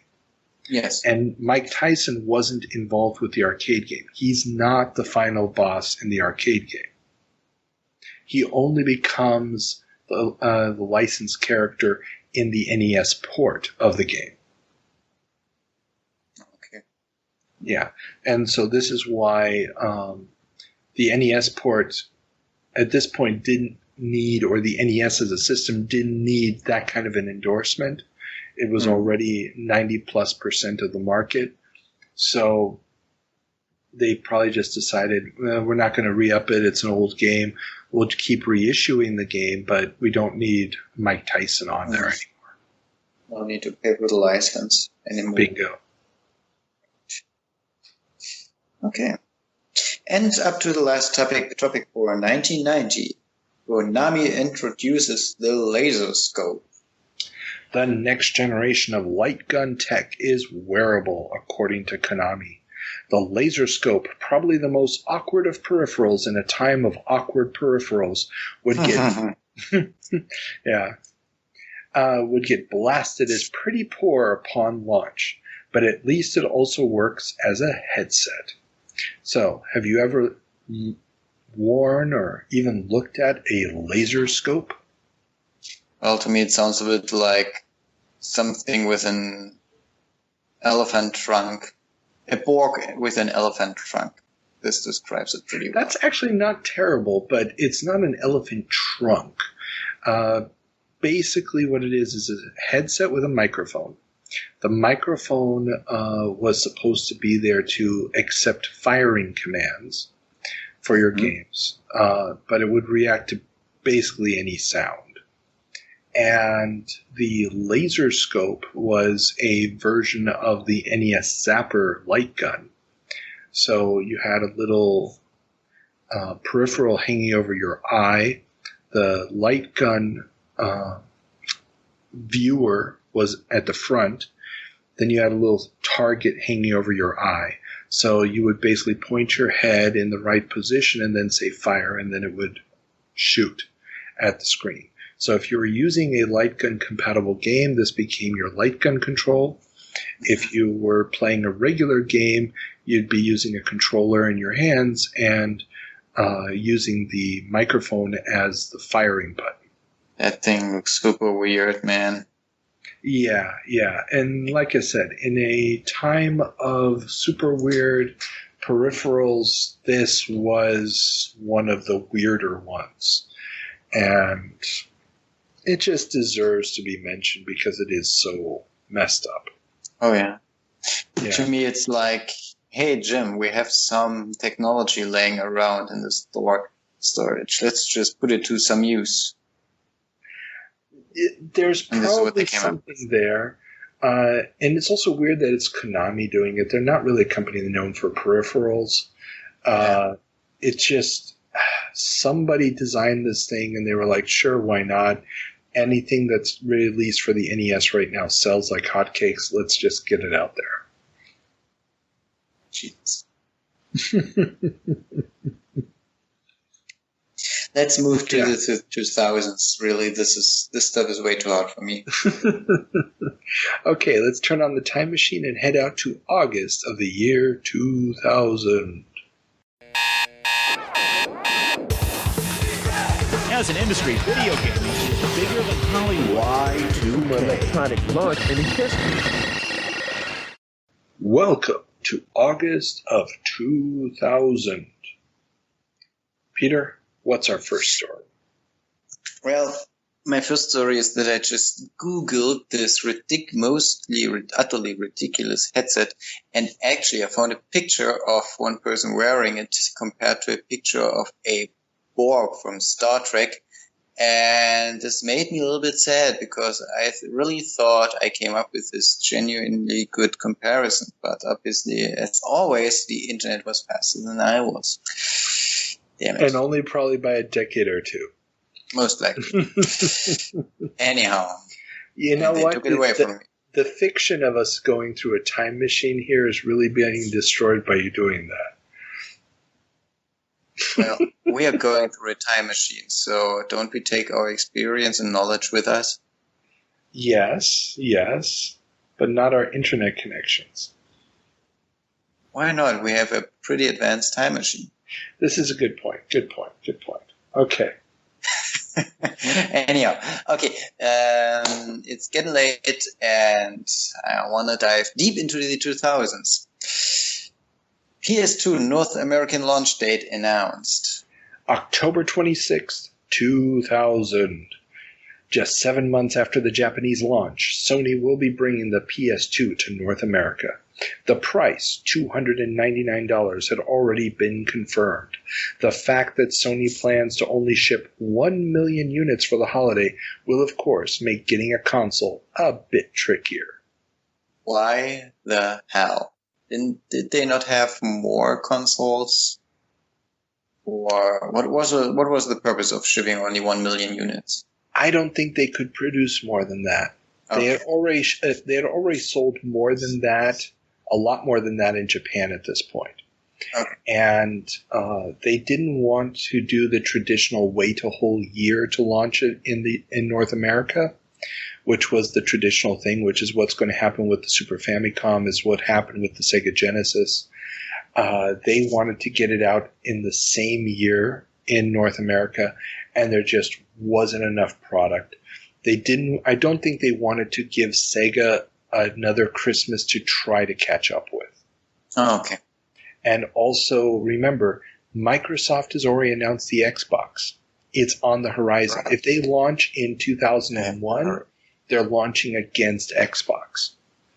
And so they just don't want to deal with that. They need to get it out for this Christmas. Okay. Gotcha. So even if it's only 1 million units, they'll probably have another couple million early in 2001. So by the time Christmas rolls around, they'll have a large enough install base that it won't be an issue. Okay. Yeah. But Sony isn't only announcing the launch of the PS2. They also launched the PS1. The cost-reduced 1/3 scale mini PlayStation launches in Japan.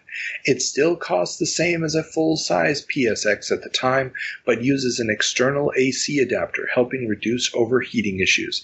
And we'll get a cell phone adapter for access to mobile networks, a 12-volt car lighter adapter, and small attachable screen for play on the go. Mm-hmm. So, mini consoles, nothing new. Nothing new. No. Switch is getting closer.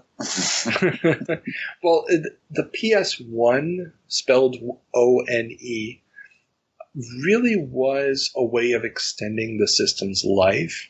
So even though it didn't cost less, what it did was it probably reduced their production costs. It also made it look a little bit more kid-friendly, I think.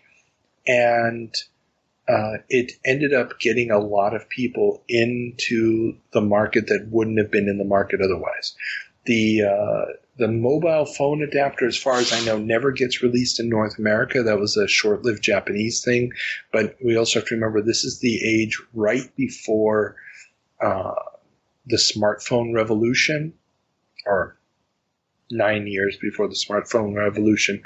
And the mobile phone in Japan is quite well developed. The types of information services that are available are something the rest of us could only dream about. They were a generation ahead of everybody else.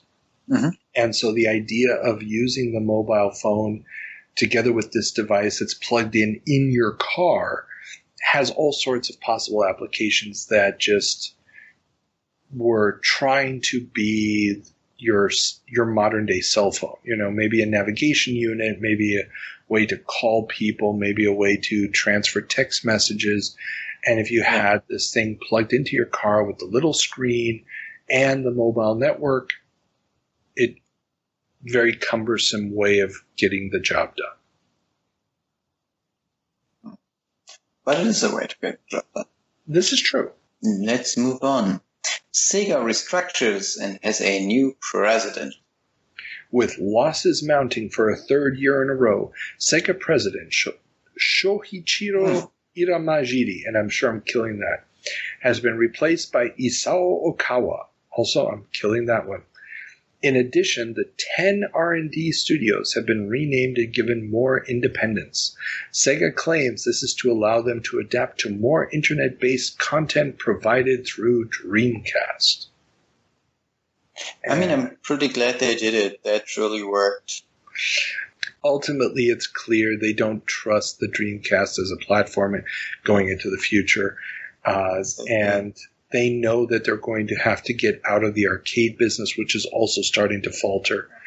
And so unleashing the power of their R&D studios to start to make different types of games and to be a little bit more independent on their platform choices is going to help them in the future.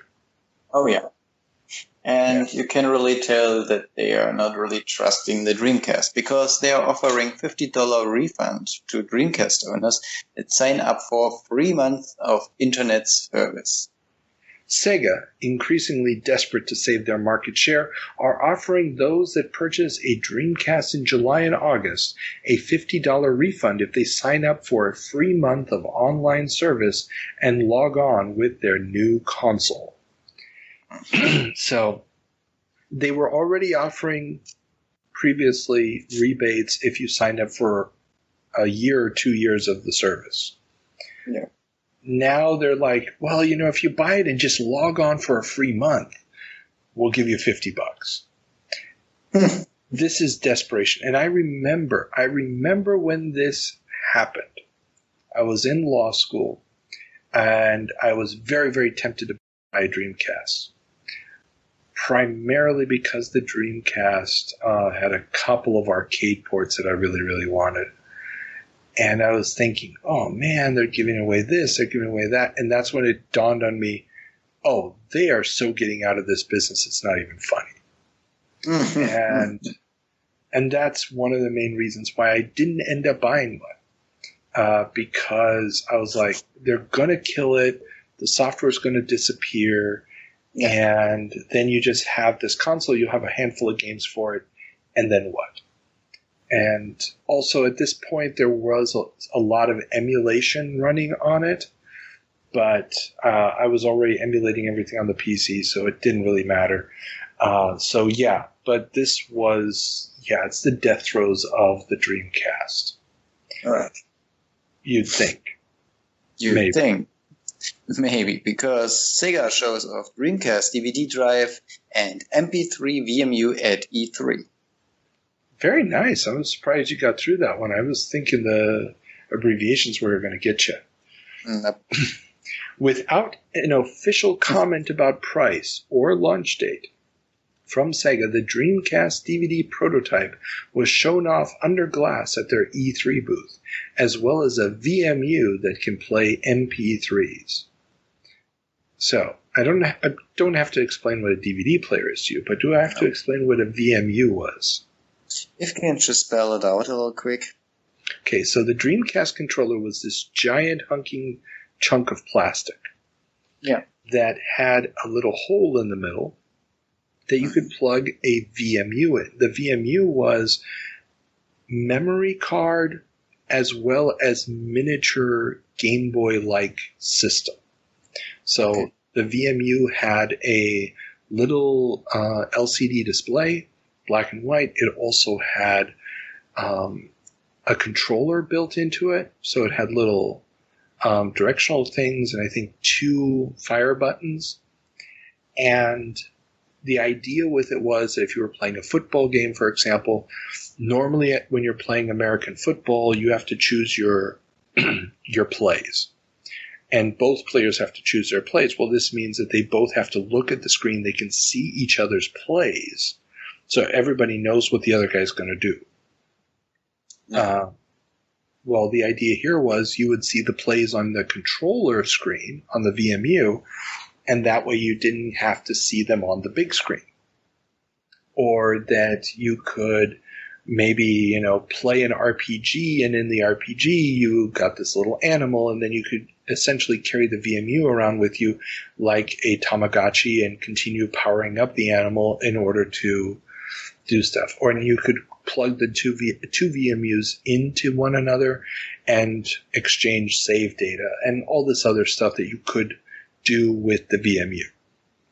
And it was a cool little idea. The only problem is that most games didn't take advantage of it, and the games that did take advantage of it mostly didn't get sold in large enough quantities in order for it to really catch on.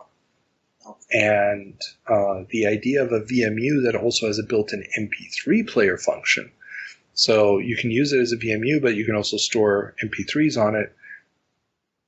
A potentially good idea, especially at this time in 2000 when the idea of downloading MP3s is just exploding, as we've talked about with Napster and other technologies. But yeah, it's never going to come out. And the DVD player won't come out either. And again, I get this cartoon. I have to think of this cartoon character throwing stuff at something, charging at it. Like this and this and that. Something like that. Yeah. It's like, we got everything. Anyhow, let's move on. CGW talks gacha. Computer Gaming World magazine has a short little write-up on the growing popularity of retro gaming, highlighting Hugh Falk's Gacha Committee. This was an attempt to create a list of the best games in every major genre by year. The committee was made up of some pretty big names, including yours truly. I was on there. The Gacha website is still up. You can go to it. Hugh Falk is actually still a developer. I think the studio he's at right now is Ghost Punch. At the time, I think he was working for either Electronic Arts or Midway. I can't remember anymore. But he's always been fascinated with the history of the industry. I mean, even though he's a developer, he's always been at companies trying to, save stuff and things like that. Very interesting guy. I haven't talked to him in almost 2 decades. But the committee was made up of, we had the former editor of CGW was one of the guys, and some other figures in the scene.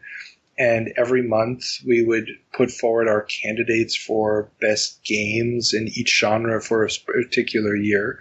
And then we'd all vote on them and then do little write-ups for them. And we were really trying to catalog the evolution of these games, why these games were important, and so forth. And there were some really good debates back and forth on the voting of why a certain game should win or not win. And I look back on that fondly, and I was brought in because of my Amiga and Commodore 64 fan sites, and because after talking to me, Hugh realized that I knew quite a bit about the European scene, and he didn't really have anybody on the committee that was familiar with the European gaming market. So I was able to bring in, a lot of the European developed titles into the mix. Whoa. Yeah, no, it was really cool. It was one of those highlights and the weird thing is if you go to the website, everybody else is named by name except me. I'm just Trantor. And the reason was that there may or may not have been some downloadable software on my websites back then. And I was in law school and really did not want anything associated with that because if there had been such a thing, it could have been a problem. And so I decided that I didn't want to have my name on there. Sad, but true. And yeah, but I didn't even know that CGW had ever done a write-up on Gacha. And when I came across it during the research, I was like, oh, that's so cool. I remember that. I was there. It could have been your name, but so it's just some weird Trantor. Exactly. There's a link to the Gacha website as it still exists down in the links below. It is very much a website of its time, but the information is still there. And some of my old write-ups are there too, like for Project Firestart and Stunt Car Racer and a few others. Okay. Cool. Man, this was a pretty uplifting story. Yeah, it was. Let's destroy the feeling. Let's destroy that very quickly. Paul Steed fired from ID. No, id. Damn it. I was thinking, what was it? Is it ID? Is it it? Okay. No, ID 50, would be capitalized. Id is small, lowercase. Fame. Yeah, say. There's meaning behind my madness when I write these notes. Fame, but there are so many typos in your show notes. I think this was just another one. Famed 3D character modeler for Quake 1 and 2, Paul Steed, has been fired from id Software. Go on. Very good. The firing arose out of an altercation between id management and the development team. The devs wanted to revisit Doom, while Adrian Carmack and Kevin Cloud, two of the three members of management beside John Carmack, wanted to leave the property behind. The devs, including John Carmack, revolted and Doom 3 has been greenlit.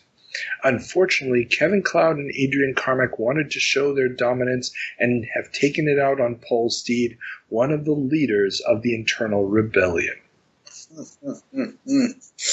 So they pulled out the Death Star and just finished him. Basically.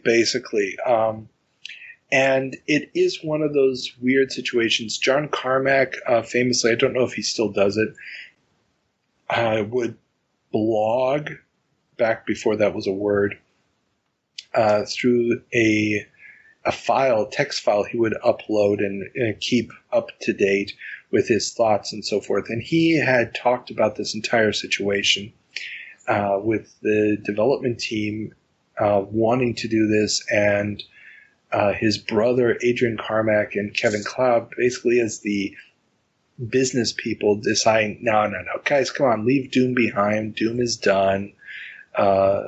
It's just keep moving forward. And instead they did want to go back to it. Doom 3, of course, looks completely different than the original Doom, plays very much different from the original Doom. And, well, yeah. And Paul Steed, who was a big character modeler for 1 and 2, so he was one of those guys brought on in the 3D era. He would go on quite a career. There's an interesting interview with him in the show notes from Gamma Sutra talking about it. So yeah, it's a stupid thing that happened, and you can really tell just how small and tight-knit id was at the time that something like this would even happen. A bigger company probably wouldn't have had this issue. Then again, they would have just said no Doom 3 and that's it. All things considered, the game turned out really good. Everybody went on to bigger and better things. And it would continue to revisit the old properties again and again and again. Did you ever play Doom 3? No, I didn't play any of those. I'm not a shooter guy. Yeah, well, Doom 3 was more, it felt a little bit more like a survival horror game. Yeah, also this is a category that I'd never touch.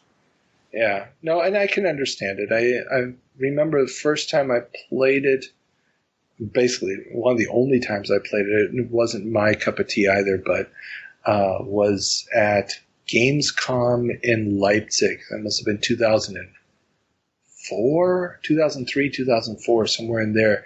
They were debuting it. Had to wait for forever to get a chance to play it for a few minutes. And yeah, not my cup of tea, but hey, to each their own. It got really good reviews. A lot of people enjoyed it, so that's the important stuff. You know, when I play, I'm more into, if there's fighting in a game, I'd like it to be with swords.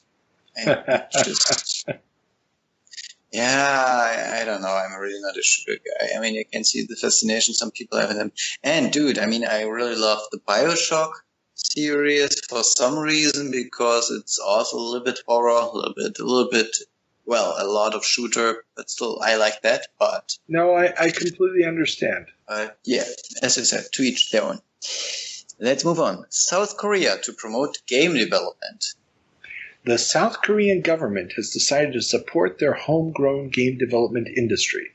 The pledge of the Ministry of Culture and Tourism of $500 million to build up resources for game development and the launching of a government-sponsored trade show will help make South Korea one of the hubs for modern gaming.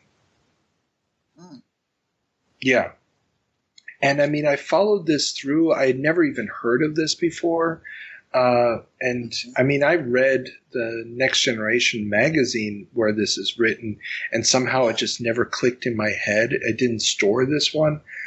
And there's quite a few stories about the history of this. There's a Wikipedia entry even on it.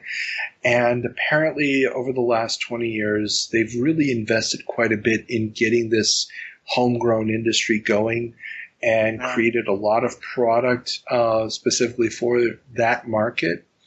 And so, yeah, it's a fascinating idea of the government really coming in to help promote this industry in particular, which is something you don't see a tremendous amount of in other countries. I mean, this first trade show that they talk about is kind of sad. There's not a whole hell of a lot to see and everything, but it's really just the spark that starts the flame. Yeah, I have nothing to add anymore. I'm sorry. I'm really looking for some valuable contribution I can make, but yeah, no, I rather want to move on. Yeah, let's move on. Sorry. Vampire the Masquerade Redemption gets pilloried in tests. Rant imminent. One of the great injustices of the year 2000 were the mediocre to awful review scores given to Vampire the Masquerade Redemption, a game that transferred existing computer RPG mechanics wonderfully and artistically to a 3D environment, preserving party mechanics, a wildly open character development system, an engrossing plot, and added an amazing party and game master multiplayer mode that did not require any fancy coding to make work. And yes, it shipped without key features, which were almost immediately patched, but did the mags rescind their terrible scores after the patches? No. So, yes, okay, rant over. I just needed to get this off my chest. I freaking love Vampire Redemption. I was extremely disappointed by Bloodlines because it did not give me my party. It did not give me what I felt was a tight enough story. It did not give me the multiplayer RPG elements. And yes, the game, if you play it without the patch straight out of the box, is an unplayable, broken mess. If you play the patch that came out within like a week, it is a phenomenal experience with a few growing pains moving to 3D, but still, you won't get a better party-based 3D experience that's as quick to get up and running as with Redemption. So, okay. I just had to say that. And I mean, considering how some games are released nowadays, where you get, like, you have the game, which is like 50 gigs, and then you have a day one patch, which is like 100 gigs. You know, Yeah. I know. This really was a game where had they just launched it with that day one patch or first week or two patch, it probably would have gotten a Game of the Year awards at some point. Next Generation actually said it wonderfully. It was like, this game is one patch away from being a mega hit. And it literally was. The one thing that needed to be fixed was the ability to pause in the middle of the action to give orders to your cohorts, just because the pathfinding for the AI, for the non-player, for the AI characters, just wasn't there yet, but it was a growing pain. This was one of the first major RPGs in a 3D engine. And there are certain things that you have to learn in a 3D engine that weren't necessary in all the 2D games like Baldur's Gate and Wasteland and Fallout. And so, yeah. Minor technicality, water under the bridge. You can still pick it up in GOG. I highly recommend it. All right. Dude, you know what's about to happen? You mean we're getting close to the end and we haven't had a company die yet in the 2000s? Exactly. And you know what? I don't want this podcast to end without a company dying. Hit me. Looking Glass closes its doors. The creators of Ultima Underworld, System Shock, and Thief have closed their doors. Always an independent developer, they had hit a patch of bad luck with several titles being commercial flops, including Flight Unlimited 3, and have been forced to close their doors. Yeah, Looking Glass is wow. If you're a gamer of a certain vintage, Looking Glass was a massively, massively important developer. Ultima Underworld. It predates Doom. It predates Wolfenstein. It's the first truly 3D, first-person, go anywhere you want RPG. Now, granted, you had the Freescape engine stuff before, but now you've got fully textured walls, fully textured floor, fully textured ceilings. You've got multiple ways of solving problems. You're moving around not necessarily at a fast pace, but you're moving in full 3D through this world.